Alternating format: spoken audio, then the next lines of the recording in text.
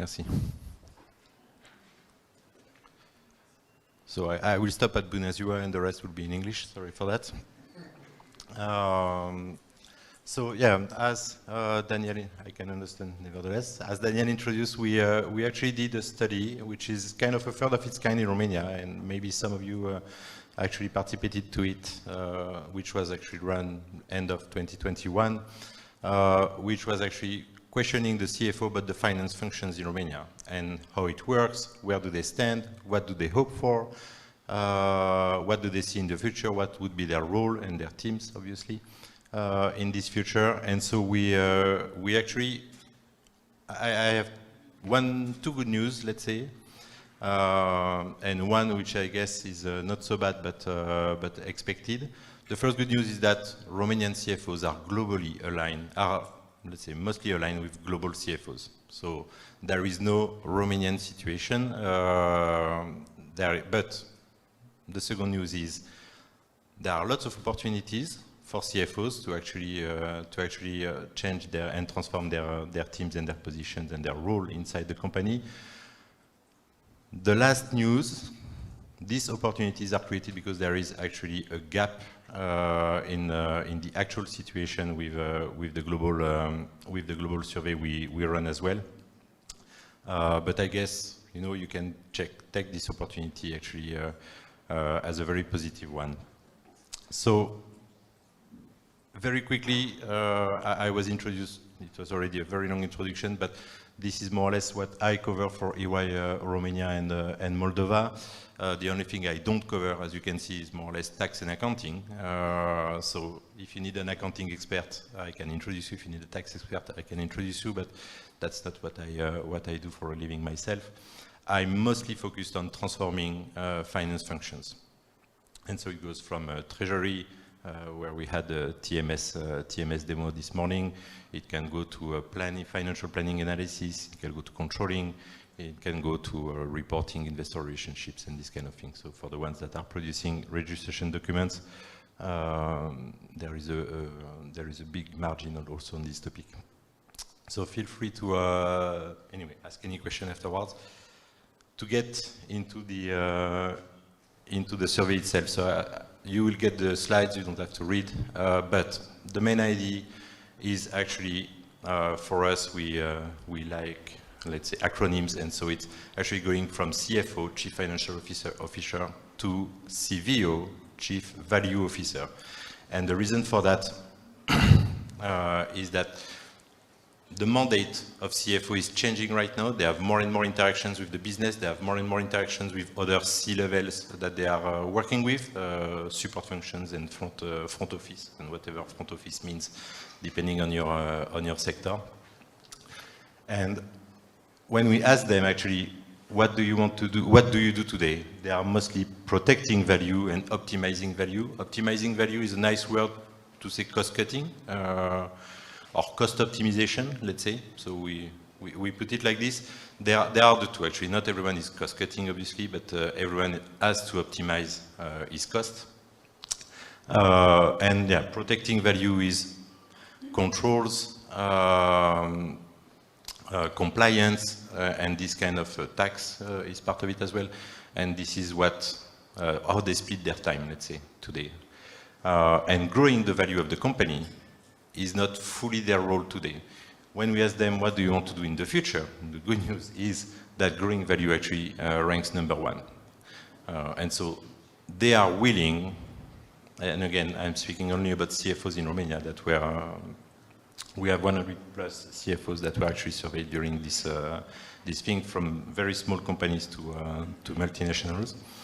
And they are really willing to actually bring some value to their company, participate to strategy, in defining the strategy, implementing the strategy, and there are lots of data behind. And you will have a QR code to the survey, full survey, let's say, after this, at the end of this presentation.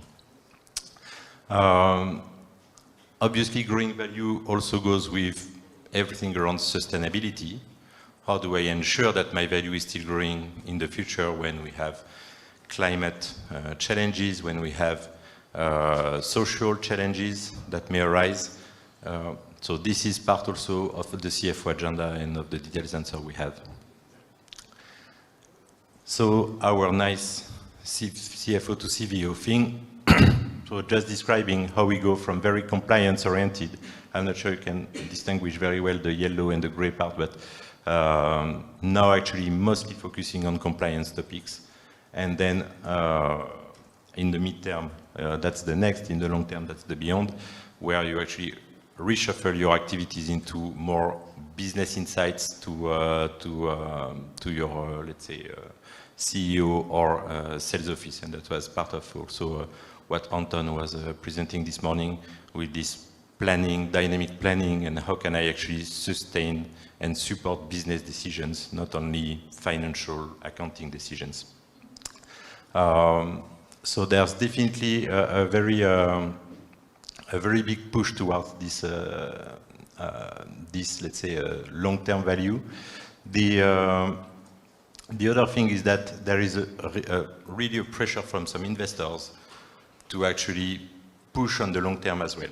And so looking a bit less, I think it's not fully perceivable yet. I'm discussing with enough CFOs to know that they have very short-term KPIs to meet.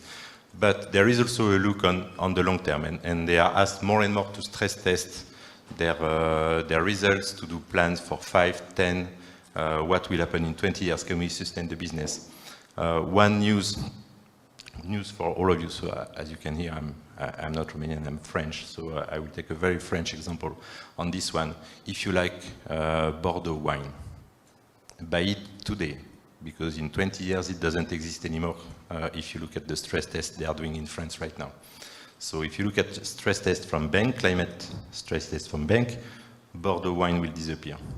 You can still buy Bourgogne. You have still time, like 50 years for this one, but Bordeaux will take value if you want to invest, by the way. This is definitely something you could do. So there are very concrete impacts to this climate change, let's say, and this has to be taken into account in the financials by the CFO, and the CFO is responsible for that. So on the top of this, I know they are quite busy, but you don't have to read it. On the top of this slide, actually, you have a comparison on the main aspects between the results we have in Romania and the results we have globally. And so, as I was saying, the good news is that more or less finance functions are seen as agile, proactive in their work. So this is quite a good news, and they are quite close, as you can see, 70 to 79, they are quite close to the global aspect. But when we go, for instance, to when we ask the CFOs, are you the right one to identify innovation opportunities? Then the gap starts to increase. As of today, because they are very focused on accounting, controls, manual work, they actually are not seen as the one identifying opportunities in technology. When globally, finance is usually, as we heard this morning from Doug Process, for instance, P2P, which is a big part of it is in finance usually, and these kind of activities are very automatable. So this is something, and we, I guess, you know, in Romania with a shared service center sector, which is quite big, we know that this automation trend is actually happening in those very transactional activities. But we'll see afterwards that not all transactional activities in Romania are actually subject to automation. And then if we take the last line, do you think that the CFO is the most innovative C-level, which was more or less the question. Then we fall at 47 versus 77%. And so this big gap here is actually the shift that needs to happen in finance functions mind. Very back office oriented still. And so it's not a surprise that, for instance, if I take the European average, the very first thing is reskilling people towards technology driven. When we look at Romania, what are your, how do you plan to create value in the future? What are the main actions you would do to create value in the future? The first thing is I want to keep my employee. So I need to recruit employees, which is tough, I guess, in Cluj as in Bucharest, as far as I know. A few clients I have in Cluj are struggling. But once I recruit them, I need to keep them. And so this career path that I try to offer is actually one very important topic. The second one is actually ensuring that they have a purpose. So I guess this is mostly linked to the psychology of Gen Z and other millennials. But it's very complicated. We see oil and gas companies today struggling to recruit. We see big soda brands struggling to recruit. We see tobacco industry struggling to recruit. So these kind of sectors, which are very much actually non-long-term value, let's say, from a day-to-day business today, they have to switch. And we start seeing some switch in the strategies of this kind of companies towards renewables for energy, towards more medical devices for the tobacco industry, which was unexpected, I guess, a few years ago. And even in the retail, they are putting more emphasis on the employees, etc., etc. So all the sectors are shifting. It takes time, but this is one of the priority. And then the last thing is overcome the back office mindset. So I guess the last 2.5, 3 years now of COVID and now Ukraine, but creating remote work, actually people came back to their very basic work, doing lots of transactional. There was some distanciation, social distanciation that actually was a bit complicated to handle for some of us. And so this mindset, I'm doing my job and I'm home and no one is taking care of me, is a bit complicated. In the meantime, we digitalized a big part of the companies through implementing Teams, Zoom meetings, etc., and new ways of working. And the only issue is that we forgot the employees in that. So we forgot actually to train the employees, we forgot to reskill the employees, we forgot to actually also digitalize their day-to-day job. So it's very nice to have Teams, it's very nice to be able to connect to anyone in the world in 1 minute, but then you still go to Excel doing your transactions. So you have a gap between the technologies you can see on your smartphone and the technology you are using day-to-day in your companies. The last thing is, where do you plan to invest in terms of digitalization? So we are asking CFOs, so obviously it's around finance. So the first thing is transaction processing. And I think this is mostly bookings in this case. We'll see afterwards that some transactional processes are actually not automated or to be automated soon. The second thing is the next step after the bookings, which is the reporting part, which is very heavy for some companies. Lots of reportings, especially if you are regulated or if you have lots of compliance to produce. If you are listed and you need to produce a registration document, can be very heavy to produce and very manual most of the time. It's a Word document that we send between people and everyone is doing his part, and then you have to correct it and you have to put your part and just readjust the speech in between. So it's a very hard process for some companies. And last thing is the data. I will come back on the data a bit later as well. The idea behind is that all companies are producing more and more data as individuals. They don't know what to do with it. So they don't know where to store it. They don't know how to manage it. They don't know how to use it. This is very, very, very important for all CFOs I'm meeting for the last 2.5 years I joined EY, to actually know what can I do with my data. I know I have value, I know I'm sitting on it, I just don't use it. And this is the state of automation and the plans for automation. So I'm sorry it's very small, again, you will see it, but I have highlighted in red a few topics that I think should be, let's say, food for thought, maybe for the panel on ton. But so we see, as I was saying earlier, that transaction processes, consolidation, they are starting to automate, or they are planning to automate, which is the, let's say, short term is actually the orange part. But if we take business decision support, FP&A in right English, it's not much automated today, and they don't plan that much to automate it. They don't see the potential of automating this function. Tax, treasury, which are very transactional activities. I have a process view of everything, so from my perspective, tax and treasury are actually like P2P. That's really purely transactional, heavily relying for tax on the accounting part, on the treasury a bit less, but more or less as well. These parts are actually not that automated, and this is, from my point of view, a big opportunity that CFOs are missing today, and the plans to invest are actually quite small. And so, yeah, we have FP&A. So business decision is actually the visualization of data, really the decision making. I would say the AI part, when financial planning analysis was exactly what Anton presented you a bit earlier today, which is really doing your planning and planning your P&L. Obviously, there is an investment to come, still small, on the ESG topic. I'm a bit concerned as an individual, and I'm a bit frightened that people are not looking at this right now. The main reason, as an individual, I guess it's clear, but as a professional, the main reason is that for many companies, this will be audited starting 2023.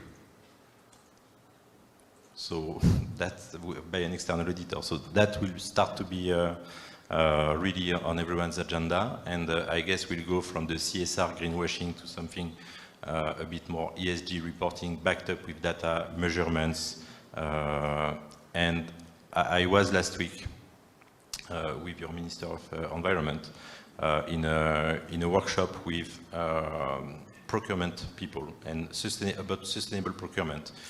And all the companies present, which were from SMEs to, again, to multinationals, all of them, they have actually a plan to embed this in their procurement. If I take the example of EY, that I know quite well, we went carbon neutral, for instance, in 2020, carbon negative in December 2021. We plan to be carbon net zero in 2025, which is a bit in advance from the Paris Agreement, but nevertheless, at one point, your carbon footprint will be an input for the procurement of your clients. And so you need to be sure that you are on track, because otherwise you're impacting their carbon footprint, what we call scope 2 and 3, and therefore you will not be eligible. So that could be really an issue for some of you. The target from the Paris Agreement for the carbon neutrality is 2030, I guess, and 2040 for the net zero. But this is something which actually forces you to think about your business model in one sense. So yeah, very low intelligent solutions. When I'm saying intelligent solutions, I'm covering everything which is under digitalization, from automation, AI, OCR, and other technologies. So I'm mixing everything into these intelligent solutions. Last slide with content, let's say. These are the main remarks from my notes meeting CFOs, let's say on a daily basis. So, first of all, yes, COVID-19 accelerated digitalization, but now we have to upskill and reskill our teams. So that was more or less in line with the results. No need for explanation. We were frightened. We didn't know where we go. A lot of uncertainty. Therefore, we just closed everything and we tried to optimize the cost and survive at the beginning of COVID. Then it relaxed a bit. 2021, second half of 2021 until 24th of February 2022, and then again recontraction of the business, and we try to save and we try to protect ourselves because of a lack of planning. Because of a lack of scenario making, people actually are driving, looking 10 meters ahead of their car, which is a bit of an issue for Romania, which, by the way, remains very attractive in terms of foreign investment. So there are lots of opportunities in Romania for in the eye of foreign investors, so why not taking advantage of that? The last thing is this perception. I put perception because I don't want to have a fixed opinion on that, but I'm experiencing as a recruiter as well, let's say, delays in my recruitments right now in finance.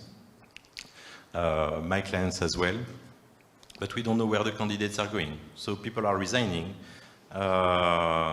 It's longer to recruit, so something is happening. Some finance talents are disappearing from the market apparently. This is everyone's perception, so I'm just putting it here. And some profiles are missing. We started discussions with ASE in Bucharest, with the University of Cluj, and actually I've looked at all the curricula that I was able to catch from all universities, and I took also Timișoara, Oradea, etc. And actually, there is no master in controlling or FP&A or financial control. This does not exist in Romania. All universities in France, if I just compare with my home country, they have this. So it's accounting based, and sometimes you can do in this commercial accounting or banking FS accounting, but there is no controlling. And there is a need for controller because there is a need for business decision. So how do we actually create this talent pool without having to chase the diaspora in Netherlands, France, Spain, Italy, as we do today? So I recruited from abroad because I was not able to find this kind of profiles in Romania easily. So this can definitely create a bottleneck. Capital allocation. So after cost optimization, cost cutting, cost optimization, cost allocation project, we see that capital allocation is the new thing. One good reason for that, these digitalization projects, they are very expensive. So it requires big budgets, prioritization, good business case, strong business case, and we go from P&L impact to cash impact right now in the business case we are doing for clients. So when we are asked, actually, we do the P&L impact, but they don't take it into account. They ask the ROI in terms of cash. So this is definitely something which has to be taken by the CFO, this prioritization of capital allocation, which is a very complicated exercise because everyone in the company, every department is fighting for his own projects. But it's not enough to allocate envelopes to everyone. Actually, there should be a strategy around that. There should be some refunding based on the economy you do and the savings you do on one project to fund the other one, etc., etc. There are roadmaps to avoid duplication of work. I will keep the yellow one for the last one. The operating model has to change. This is a result of the rest. No big surprise. So obviously, if you have to change all the functions in your finance department, you need to reorganize. So that's not, I would say that was not a surprise. The last one, how do we turn constraints of compliance into opportunities? So I will take examples that were quickly discussed this morning. Safety, e-factura. This will generate a huge amount of data. A safety project, maybe for a big multinational, is not an issue. They can do the project, they pay whatever they have to pay, and they are checking the box for compliance, fine. But the issue with safety is that it will go to SMEs and small ones.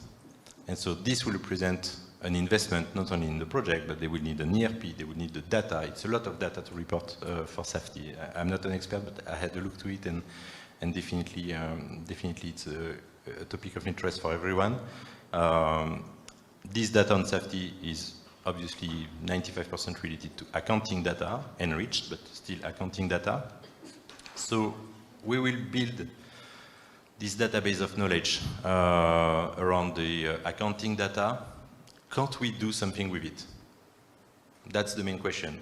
Or do we use it only for tax reporting, which is, I'm sorry for that, not creating value for the company. It's avoiding risk, mitigating a risk, but it's not creating value for the company. But you have this amount of data in a database, and maybe you can use it for some analysis. So I would launch a clustering algorithm on this one just to see what are the results, and then maybe take a decision about what to do. And this is a very marginal investment on top of safety to do, but if you have to do it in 2 years after safety is implemented, it will actually recost you the price of safety again. So so I'm not preaching for EY in this case, but think about these compliance topics that you have to do anyway. If Factura is the same, it will drain a lot of data. Think about that. There was, in the banking environment, there was an accredited FinRep, CoRep, and all those reportings actually, and banks all created data lakes, data warehouse, to actually pull the data and have a single source, and then they use that for business purposes as well. So this is, I would say, the main challenge. And all if you have enough activity, let's say, and so on, actually this data can speak. So let's just listen to it and have a look to it. But this is the main challenge from my point of view when we talk about capital allocation. For instance, you will spend capital for this. Whoever you are, in the next few years, whatever your company size is, you will have to spend money on safety. And we speak about amounts that can be quite important for SMEs. 10, 20, 30, 50K to implement safety for a mid-sized company. So it's actually not a small investment, and that's if you have an ERP already. If you don't have an ERP, it may be more complicated. So that's the food for thoughts, fully available. You can download. So I have this QR code that I've added following lots of questions and requests after this kind of event. So please scan it, and you will receive it from Daniel. Do not hesitate to consult. It's a direct link to the PDF. You don't have to even let your personal data for that. Fully GDPR compliant. Thank you.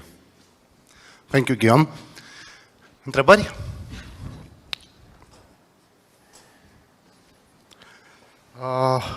We have one question online. What are the most digitalized industries in Romania? It's one banking. So there is no hesitation with this one. Financial services, for many reasons. The first reason being that banks are like casinos, they always win. I'm coming from a bank myself, so I know it works, and they are still making money. So they have actually this kind of money to invest. The second thing is that, and maybe more seriously, they went through a lot since 2008, a lot of additional regulations, need for reportings, need for a lot of data, and they had no choice than to invest. So for most FS related, especially banks, digitalization was on the top of agenda for 10 years already, and still #1 investment today. So at least from the first 10 banks in Romania, I didn't check all of them, but the first 10, digitalization is their first budget in projects. One more question. Are the employee skills in sync with what companies need right now in terms of digital skills? So, yeah, I'm from Normandy, so in Normandy we have a saying that we say yes and no, and so take it like this one. So, no, because there is no real, let's say, curricula to train graduates actually to this kind of skills. As of today, it's a very small portion of the graduates that are actually having both, let's say, business and digital skills. Let's call it like this. So a kind of business analyst curricula does not exist. So for very young populations, they need to specialize a bit and then open their mind. For people who have a bit more experience, 3 to 5 years, and more or less it starts here. They start having this kind of thoughts because they are exposed to these digitalization projects. As a project manager, as a client of the project, involved as an SME in the project, etc. So we see that actually, and Romania has a very young working population, which helps being more adaptive and let's say agile.